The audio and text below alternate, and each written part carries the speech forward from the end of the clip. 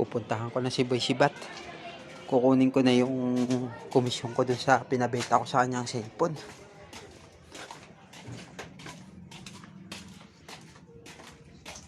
Boy Sibat! Boy Sibat! Uy! Trop!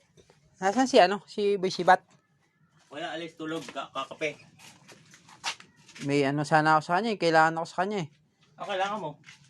Yung may pinabenta kasi ako kahapon sa kanyang cellphone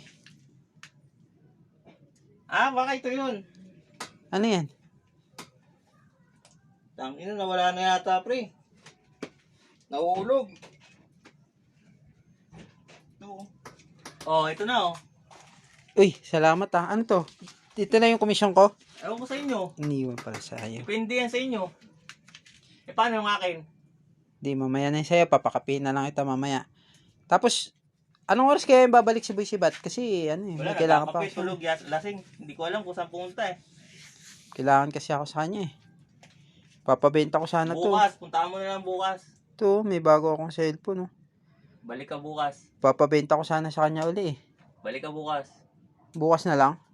Paano kaya yun? Sayang kasi ito dapat mabenta niya na ito Dapat mabenta na kasi ito ngayon tingnan mo. Maganda yan. Bagong bago yan. Saan mo naman niniknok to?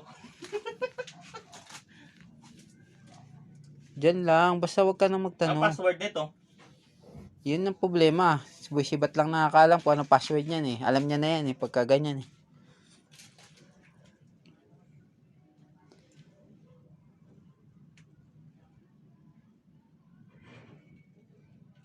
Wala. Bahala na kayo ni dito. Ibigay ko na lang kay Boy Sibat. Ikaw na. Ako na magbigay kay Boy Sibat. Pero sabihin mo sa kanya, ako dyan 3.5 ako niya kasi maganda yan. Walang basag yan Tanungin mo sa bukas. Kasi yung pinabenta ko sa kanya, kaya mura lang yun kasi walang basag Mga 3.5 kaya yan? Hindi pala tayo makaano dito. Sige, ganun na lang. Balikan ko na lang bukas yan. Thank you.